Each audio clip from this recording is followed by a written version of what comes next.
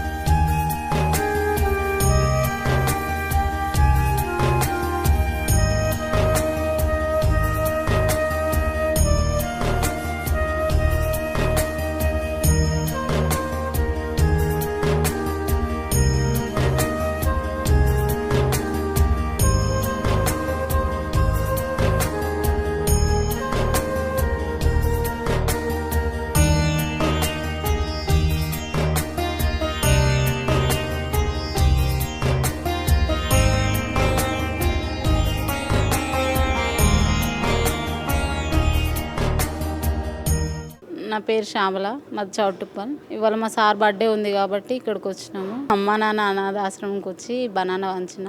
నాకెందుకు వాళ్ళని చూస్తే బాధ అనిపించి అట్లా రావాలనిపించింది.